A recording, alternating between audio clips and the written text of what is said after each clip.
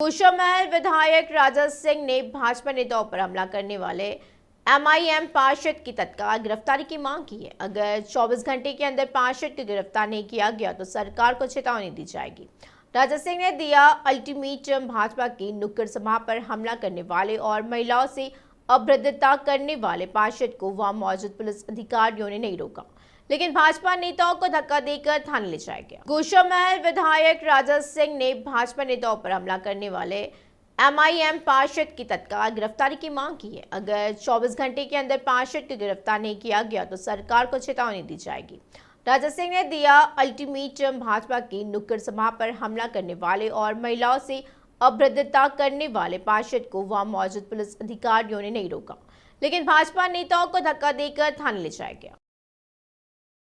कालापट्टम मूची colony में आयोजित भाजपा की जनसभा पर एमआईएम पार्षद मोहम्मद खादर के हमले के विरोध में भाजपा कार्यकर्ताओं ने कलापत्तर थाने में सामने विरोध प्रदर्शन किया और पुलिस ने भाजपा नेताओं की शिकायत पर मामला दर्ज कर लिया है। कालापट्टम मूची कॉलोनी में आयोजित भाजपा की जनसभा पर एमआईएम पार्षद मोहम्मद खादर के हमले के विरोध में भाजपा कार्यकर्ताओं ने कलापत्तर थाने में सामने विरोध प्रदर्शन किया और पुलिस ने भाजपा नेताओं की शिकायत पर मामला दर्ज कर लिया है।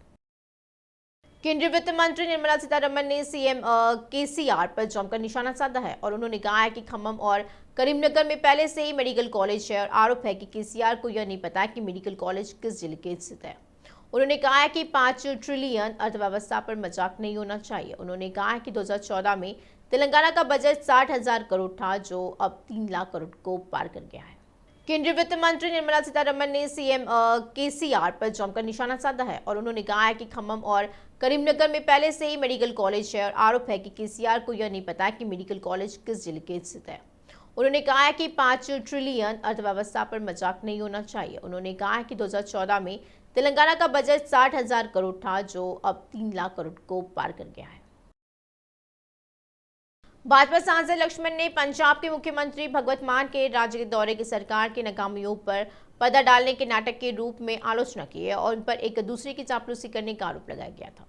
लक्ष्मण ने भगवंत मान पर व्यंग्य करते हुए कहा है कि केसीआर को नदियों में चलना नहीं आता है, न धुलका या शराब। उन्होंने कहा है कि आप सरकार ने दिल्ली में शराब से दूर रहने वाले लोगों को शराब उपलब्ध कराई है। भाजपा के प्रदेश अध्यक्ष बंडी संजय ने कहा है कि नुक्कड़ सभाओं को अप्रत्याशित प्रतिसाद मिल रहा है और केसीआर द्वारा जनता से किए गए सभी वादे धीरे के धरे रह गए हैं। उन्होंने कहा है कि राज्य सरकार की नाकामियों को उजागर करने के साथ ही केंद्र सरकार द्वारा चलाई जा रही कल्याणकारी योजनाओं को लोगों तक पहुंचाया जा रहा है और उनमें जागरूकता लाई जा रही है। भाजपा के प्रदेश अध्यक्ष बंडी संजय ने कहा है कि नुक्कड़ सभाओं को अप्रत्याशित प्रतिसाद मिल रहा है और केसीआर द्वारा जनता से किए गए सभी वादे धीरे के धरे रह गए हैं।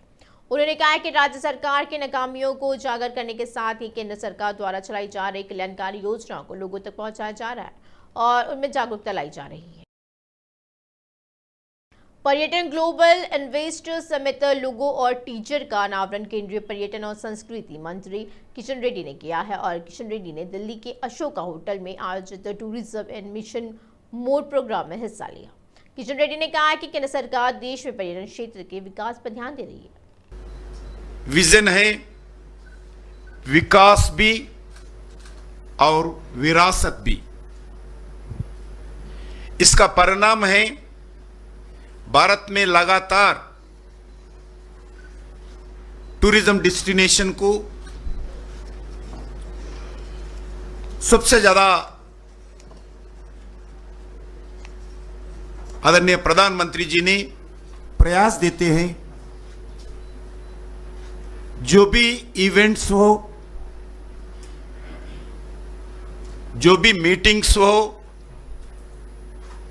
जो भी टूर में गो, आदरणीय प्रधानमंत्री जी टूरिज्म के बारे में, कल्चर के बारे में जरूर बात करते हैं। कोरोना के बाद भी हमारे को साफ दिखते हैं। आज भारत दुनिया में अपनी ताकत का परिचय दे रहे हैं। Travel and tourism development index विश्व स्तर पर एयर ट्रांसपोर्टेशन और इंफ्रास्ट्रक्चर रिसोर्सेस में भारत का रैंक अभी सीएस शांति कुमारी ने कहा है कि सरकार का सबसे महत्वाकांक्षी नेत्र ज्योति कार्यक्रम मई अंत तक चलेगा। इस कार्यक्रम के लाभार्थियों को निर्धारित चश्मे के वितरण में सावधानी बरतने की सलाह दी जाती है। सीएस ने कांटीवेलम आवास स्थलों के चयन, बंजर भूमि में आवंटन, हरिताहरम आदि मुद्दों पर जिलाधिकारियों के साथ वीडियो कॉन्फ्रेंसिंग की है। सीएस शांति कुमारी ने कहा है कि सरकार का सबसे महत्वाकांक्षी नेत्र ज्योति कार्यक्रम मई अंत तक चलेगा। इस कार्यक्रम के लाभार्थियों को निर्धारित चश्मे के वितरण में सावधानी बरतने की सलाह दी जाती है। सीएस ने कांटीवेलम आवास स्थलों के चयन, बंजर भूमि में आवंटन, हरिताहरम आदि मुद्दों पर जिलाधिकारियों के साथ वीडियो कॉन्फ्रेंसिंग की है। मंत्री हरीश राव ने यादाद्री में 45 करोड़ के 100 बेड के अस्पताल का शिलान्यास किया। उन्होंने जल्द यादाद्री जिले में एक मेडिकल कॉलेज स्थापित करने का वादा किया है। इस मौके पर उन्होंने कांग्रेस और बीजेपी के खिलाफ रोष जताया है और एक कांग्रेस का मतलब है कि वह फट जाएगा, बीजेपी ने कहा है कि वह गिर जाएगा। उन्होंने लोगों से सोचने के लिए कहा है कि क्या उन्हें नीचे गिराने वाले नेता चाहिए, क्या उन्हें केसीआर जैसा मुख्यमंत्री चाहिए जो लोगों की जरूरतों को पूरा करे। विधायक एटेला राजेंद्र ने जेल से रिहा हुए कमलापुर भाजपा नेताओं का जोरदार स्वागत किया। भाजपा नेताओं को भाला देकर सम्मानित किया गया। उन्होंने कहा है कि हुजूराबाद विधानसभा क्षेत्र में 20 साल के शांतिपूर्ण माहौल है। इटाला ने कहा है कि हुजूराबाद एक ऐसा निर्वाचन क्षेत्र है जहां पार्टियां अलग अलग होने पर भी सभी लोग मिलजुल कर काम करते हैं। किसी को सत्ता स्थायी नहीं होती। बीआरएस नेताओं ने सावधान रहने की सलाह दी है। सत्तापक्ष नेता छोटी छोटी बातों को बंद कर लोकतांत्रिक तरीकों से लोगों का मन जीतना चाहता है। बीसी वेलफेयर एसोसिएशन के राष्ट्रीय अध्यक्ष आर कृष्णैया ने आरोप लगाया कि बीसी वेलफेयर विभाग को गिराने की साजिश की जा रही है और उन्होंने नाराजगी जताते हुए कहा कि बीसी विभाग को राशि आवंटित नहीं करना, कमिश्नर नहीं बनाना और कर्ज नहीं देना सभी मामलों में लापरवाही दिखा रही है। लंबित बकाये को तत्काल जारी करने की मांग को लेकर छात्रों ने आर कृष्णैया के साथ मंत्री गंगूला कमलाकर के कार्यालय के सामने विरोध प्रदर्शन किया है। छात्रों ने सरकार और मंत्री के खिलाफ जमकर नारेबाजी की है। तेलंगाना में ग्रुप 2 की नौकरियों के लिए आवेदन की अंतिम तिथि खत्म हो गई है और तेलंगाना लोक सेवा आयोग ने बताया कि 783 पदों पर 5,51,943 आवेदन प्राप्त हुए हैं। टीएसपीएससी ने खुलासा किया कि ग्रुप 2 परीक्षा की तारीखों की घोषणा जल्द की जाएगी। अधिकारियों ने बताया कि पिछले 3 दिनों में 1,10,000 आवेदन प्राप्त हुए हैं। तेलंगाना में ग्रुप 2 की नौकरियों के लिए आवेदन की अंतिम तिथि खत्म हो गई है और तेलंगाना लोक सेवा आयोग ने बताया कि 783 पदों पर 5,51,943 आवेदन प्राप्त हुए हैं। टीएसपीएससी ने खुलासा किया कि ग्रुप 2 परीक्षा की तारीखों की घोषणा जल्द की जाएगी। अधिकारियों ने बताया कि पिछले 3 दिनों में 1,10,000 आवेदन प्राप्त हुए हैं। सीएम केसीआर के जन्मदिन के मौके पर किन्नरा मंगोलियो ने एक लाजवाब गाना गाया है। मंगोलियो ने कहा है कि वह अपनी पूरी जिंदगी केसीआर के कर्जदार है। सीएम केसीआर के जन्मदिन के मौके पर किन्नरा मंगोलियो ने एक लाजवाब गाना गाया है। मंगोलियो ने कहा है कि वह अपनी पूरी जिंदगी केसीआर के कर्जदार है। कर्नाटक में कल एक भीषण सड़क हादसे में 2 महिलाओं समेत हैदराबाद के 4 लोगों की मौत हो गई। कर्नाटक के कोप्पला जिले के बडनेकुप्पा में एक सड़क हादसा उस वक्त हुआ जब हैदराबाद से 4 लोग पिकनिक पर जा रहे थे। कर्नाटक में कल एक भीषण सड़क हादसे में 2 महिलाओं समेत हैदराबाद के 4 लोगों की मौत हो गई। कर्नाटक के कोप्पला जिले के बडनेकुप्पा में एक सड़क हादसा उस वक्त हुआ जब हैदराबाद से 4 लोग पिकनिक पर जा रहे थे। दिल्ली शराब घोटाला मामले में कोर्ट ने आरोपियों को झटका दिया। अदालत ने समीर मैंड्रू, विजय नायर, अभिषेक बोइनपल्ली, शरद चंद्र रेड्डी और बिनोय बाबू को जमानत देने से इनकार कर दिया। ईडी के अधिकारी इन सभी खिलाफ अहम सबूत पहले ही कोर्ट के सामने रख चुके। दिल्ली शराब घोटाला मामले में कोर्ट ने आरोपियों को झटका दिया। अदालत ने समीर मैंड्रू, विजय नायर, अभिषेक बोइनपल्ली, शरद चंद्र रेड्डी और बिनोय बाबू को जमानत देने से इनकार कर दिया। ईडी के अधिकारी इन सभी खिलाफ अहम सबूत पहले ही कोर्ट के सामने रख चुके। कांग्रेस विधायक जग्गा रेड्डी ने कहा है कि कांग्रेस आगामी चुनाव अकेले लड़ेगी। पार्टी नेताओं ने कांग्रेस के राज्य मामलों के प्रभारी माणिकराव ठाकरे के साथ हैदरगुड़ा में एमएलए क्वार्टर में मुलाकात की है। पूर्व मंत्री राम रेड्डी, दामोदर रेड्डी, विधायक जग्गा रेड्डी और एआईसीसी कार्यक्रम क्रियान्वयन समिति के अध्यक्ष माहेश्वर ठाकरे ने कांग्रेस की मजबूती पर चर्चा की है। जग्गा रेड्डी ने कहा है कि उन्होंने चर्चा की है कि बीआरएस और भाजपा से कैसे निपटा जाए और सरकार के खिलाफ लोगों के विरोध को कांग्रेस के पक्ष में कैसे बदला जाए। जगन रेड्डी ने स्पष्ट किया कि गठबंधन पर वेंकट रेड्डी की टिप्पणियों से पार्टी को कोई नुकसान नहीं हुआ है। धीरुदोक ने ही तेलंगाना राज्य में इतिहास रचा था। वह एकमात्र नायक है जिसने तेलंगाना माली आंदोलन के लिए कहा है। वह एकमात्र ऐसा व्यक्ति है जिसने लोगों के साथ मिलकर तेलंगाना जीता। उसने तेलंगाना राज्य तक लड़ाई लड़ी है। उन्हीं के प्रयासों का परिणाम है हमारा तेलंगाना एक अलग राज्य है। सौभादुर सुरुद्र हमारे तेलंगाना कार्यकर्ता, बीआरएस पार्टी के संस्थापक, बीआरएस पार्टी के अध्यक्ष, राज्य के सीएम केसीआर इस कार्यकर्ता के जन्मदिन के अवसर पर city vision special story. KCR का असली नाम कल्वकुंतला चंद्रशेखर राव है, क्योंकि उन्हें तेलंगाना के लोग प्यार से बुलाते हैं। कल्वकुंतला चंद्रशेखर राव का जन्म 17 फरवरी 1954 को तेलंगाना राज्य के मेदक जिले के चिंतामाता गांव में राघवराम और वेंकटम्मा के घर हुआ था। चंद्रशेखर राव ने परिवार ने ऊपरी मनेरू बांध के निर्माण में अपनी जमीन खो दी और चिंतामाता गांव में आकर बस गए। इसके चलते बचपन में वे मध्यम वर्गीय जीवन व्यतीत करते थे। इतिहास, राजनीति विज्ञान और तेलुगु साहित्य विषयों के साथ सिद्धिपेट डिग्री कॉलेज में बीए पूरा करने के बाद उन्होंने उस्मानिया विश्वविद्यालय से एमए की पढ़ाई की है और उन्होंने 23 अप्रैल 1969 को शोभा नाम की लड़की से शादी की और उनका बेटा कल्वकुंतला तारक रामाराव और बेटी कल्वकुंतला कविता है। वे भी अपने पिता के बताए रास्ते पर चले और तेलंगाना की उपलब्धि के लिए चले आंदोलनों को शामिल हुए, राजनीति के रास्ते पर चले और राज्य बनने के बाद बेटे तारक रामाराव विधायक बने और कैबिनेट में शामिल हुए। वही बेटी कविता सांसद बनी। जब केसीआर के जीवन में राजनीतिक उत्थान की बात आती है, वे अपने स्कूल के दिनों में राजनीति में सक्रिय थे। वह छात्र संघ अध्यक्ष पद के लिए दौड़े और हार गए। केसीआर अपने छात्र जीवन से स्पष्ट है कि वे राजनीतिक क्षेत्र में प्रवेश करना चाहते हैं। तत्कालीन कांग्रेस नेता अनंतुला मदन मोहन उनके राजनीतिक गुरु थे और केसीआर, जो 70 के दशक में युवजन कांग्रेस के नेता थे, ने 1982 में कांग्रेस से इस्तीफा दे दिया और तेलुगु देशम पार्टी में शामिल हो गया। जब नंदामुरी तारक रामाराव, जो उनके महान प्रशंसक थे, ने पार्टी की शुरुआत की। 1983 के चुनाव में उन्होंने अपने राजनीतिक गुरु मदन मोहन के खिलाफ चुनाव लड़ा और 877 मतों के अंतर से हार गए। लगातार जीत मंत्री पद 1985 में उन्होंने तेलुगु देशम की ओर से चुनाव लड़ा और राज्य विधानसभा के लिए चुने गए। राजनीतिक जीवन में केसीआर की यह पहली जीत है। उसके बाद 1989, 1994, 1999, 2001 के उपचुनाव में वे लगातार जीते। 1987 से 1978 में उन्हें राज्य कैबिनेट में भी सीट मिली। उन्होंने 1992 से 1993 में पब्लिक अंडरटेकिंग चेयरमैन का पद संभाला। 1997 से 1998 में केसीआर को तेलुगु देशम सरकार में कैबिनेट दर्जे के साथ परिवहन मंत्री का पद दिया गया।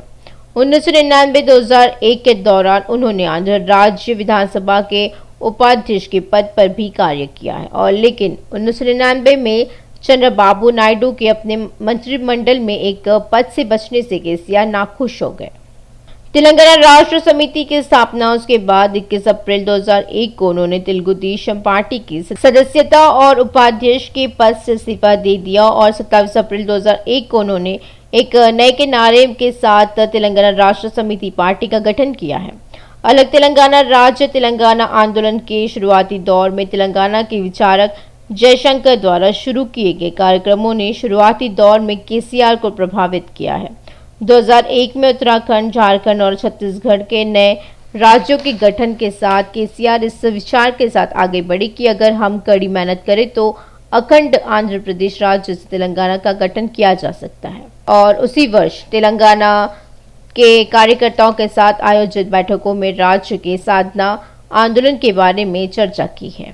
इन सभी ने तेलुगु देशम पार्टी को छोड़कर अलग पार्टी बनाने का विचार को बल दिया। केसीआर ने अपनी राजनीतिक ताकत की समझ के आधार पर यह फैसला लिया। तेलुगु देशम पार्टी के अध्यक्ष और तत्कालीन आंध्र प्रदेश के मुख्यमंत्री चंद्रबाबू नायडू ने उन्हें कैबिनेट में शामिल नहीं किया और बिजली शुल्क में वृद्धि ने केसीआर के फैसले को प्रभावित किया।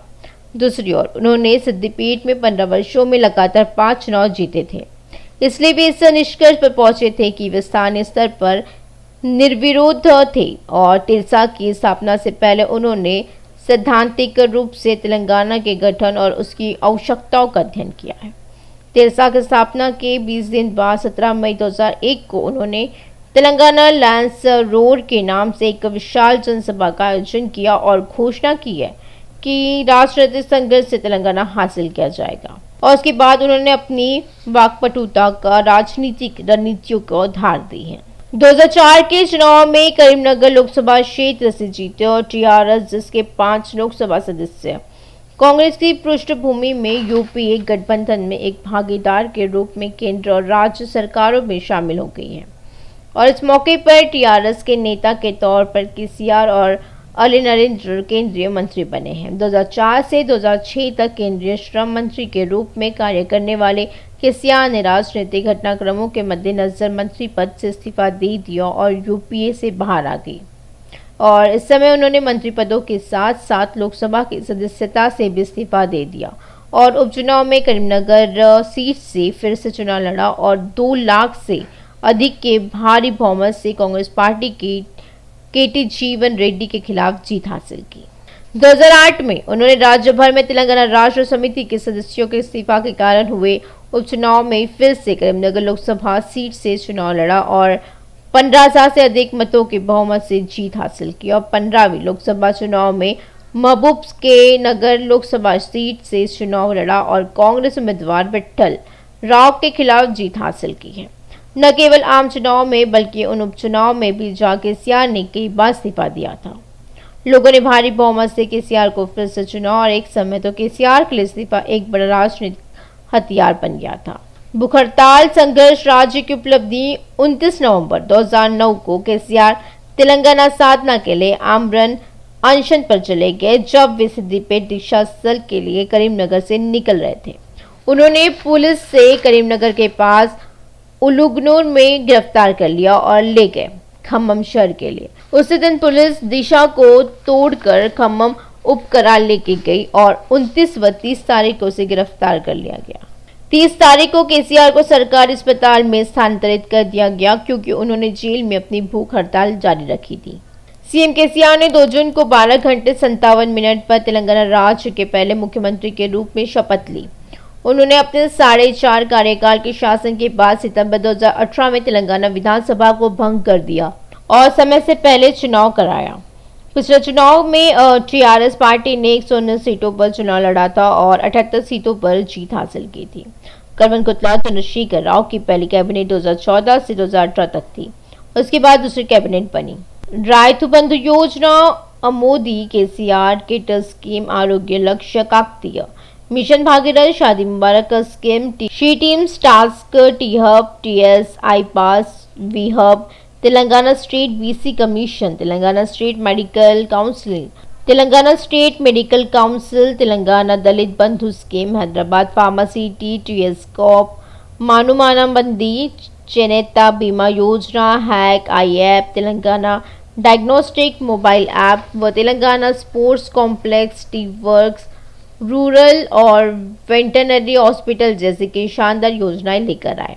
केसीआर द्वारा शुरू की गई अच्छी योजनाओं में से एक कांटीवेलम है। कांटीवेलांग यह योजना तेलंगाना राज्य में दृष्टि की समस्याओं से पीड़ित लोगों को चिकित्सा सेवा प्रदान करने के लिए बनाई गई थी। यह योजना सरकार की कीमत पर तेलंगाना के सभी जिलों में जरूरतमंद लोगों को आंखों की जांच, चश्मा, सर्जरी और दवाइयां मुफ्त प्रदान करती है। यह योजना 15 अगस्त 2018 को मेदक जिले के मलकापुर में सीएम केसीआर द्वारा शुरू की गई थी। राज्यपाल नरसिम्हन ने इसी दिन महबूबनगर जिले के मरिकाल में इस कार्यक्रम का उद्घाटन किया है। योजना 5 माह तक चलेगी और सरकार ने इस योजना के लिए 106 करोड़ रुपए आवंटित किए हैं। सीएम केसीआर रुके नहीं है। पूरे देश में अपनी राजनीतिक सेवाओं का विस्तार करने के इरादे से उन्होंने बीआरएस के नाम से राज्य की पार्टी को एक राष्ट्रीय पार्टी में बदल दिया है। वर्तमान में वह देश के प्रधानमंत्री के रूप में पहिया चलाने के लिए अन्य राज्यों के साथ एकजुट होने का प्रयास कर रहे हैं। देश के प्रधानमंत्री के साथ साथ अन्य राज्यों को अपनी राजनीतिक सेवा प्रदान करने का केसीआर का सपना सच होने की कामना। एक बार फिर केसीआर सिटी विजन की ओर से जन्मदिन की शुभकामनाएं। तेलंगाना में मुख्य पार्टियां चुनाव की ओर बढ़ रही है, लेकिन इसमें साम्यवादी दलों ने योजना के अनुसार गठबंधन करने की कवायद शुरू कर दी है। सीपीआई और सीपीएम जो इस नतीजे पे पहुंचे थे कि उन्होंने पिछले चुनाव में अलग अलग चुनाव लड़ा था और हार गए थे, ने इस बार एक साथ मैदान में उतरने का फैसला किया और पिछले उपचुनाव में बीआरएस से गठबंधन करने वाली इन दोनों पार्टियों ने आने वाले दिनों में किस तरह आगे बढ़ना है इस पर मंथन शुरू कर दिया है। यदि उनका रोज पार्टी के साथ गठबंधन है तो उनसे सम्मानजनक पदों पर प्रतिस्पर्धा की उम्मीद की जाती है। भाकपा और माकपा ने आगामी विधानसभा चुनाव में एकजुट रहने और एक ही दल के साथ गठबंधन करने का फैसला किया है। दोनों दलों के प्रमुख नेताओं ने आगामी विधानसभा चुनाव में बीआरएस के साथ गठबंधन में अपनाई जाने वाली रणनीति अतीत की तरह अलग अलग चुनाव न लड़ने की रणनीति पर विस्तार से चर्चा की और भाकपा के राज्य सचिव तमिनेनी वीरभद्र ने साथ भाजपा के राज्य सचिव कुन्नेनी संभाशिवराव और अन्य नेताओं ने भाकपा के राज्य कार्यकाल मखदूम भवन में आयोजित बैठक में भाग लिया। 2 घंटे में ज्यादा चली बैठक में यह अनुमान लगाया गया है कि विधानसभा में साथ रहने के अलावा बीआरएस से गठबंधन दोनों पार्टियों के लिए सम्मानजनक और उपयोगी होना चाहिए। सीपीएम और सीपीआई द्वारा लड़ी गई सीटों पर चर्चा के लिए 2 सप्ताह में फिर से बैठक करने का निर्णय लिया गया है और बैठक में बीआरएस मंत्रियों और विधायकों द्वारा वाम दलों के साथ गठबंधन के मुद्दे पर की गई हालिया टिप्पणियों पर उल्लेख किया गया है। और खबर यह है कि बीआरएस के कुछ नेता मनचाहे गठबंधन की बात कर रहे हैं, यह सही नहीं है। वाम दलों को एक साथ मजबूत होना चाहिए और ऐसा लगता है कि उन्होंने बीआरएस के साथ गठबंधन पर बात करने का फैसला किया है।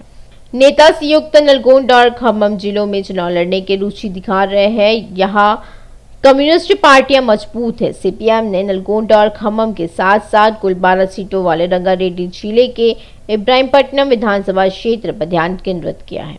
गठबंधन संभव नहीं हुआ तो इन सीटों पर भाकपा के साथ चुनाव लड़ने की उम्मीद है। अगर विधानसभा चुनाव में बीआरएस से गठबंधन जारी रहा तो सीपीएम को 3 और सीपीआई को 3 विधानसभा सीटें दिए जाने की संभावना है और ऐसा लगता है कि सीपीएम को खम्मम जिले के भद्राचलम और पलेरू, नलगोंडा जिले के मिरियालगुडा और खम्मम जिले के वीरा कोठागुड्डे, नलगोंडा जिले के देवरकोंडा या मोनुगुडू में सीपीआई के लिए सीटें दी जाएगी। हालांकि सीपीआई को हुस्नाबाद सीट आवंटित करने का प्रस्ताव है। चांडा वेंकट रेड्डी, जिनके वहां से चुनाव लड़ने की उम्मीदें हैं, को मार्च में खाली एमएलसी में से एक दिन जाने की संभावना है। उन्होंने कहा है कि सीपीएम और सीपीआई के राजनीतित्व ने सीटों पर बीआरएस से कोई बातचीत नहीं की है। कहा जाता है कि 1 और सप्ताह या 10 दिनों में मिलने और चर्चा करने की संभावना है। बीजेपी को राज्य में बढ़ने से रोकने के उद्देश्य से अतीत में बीआरएस से मिलने वाले कम्युनिस्टों से एक ही एजेंडे के साथ मिलकर काम करने की उम्मीद की जाती है। विधानसभा चुनाव में बीआरएस से मिले जवाब के मुताबिक आगे बढ़ने की योजना तैयार की जा रही है।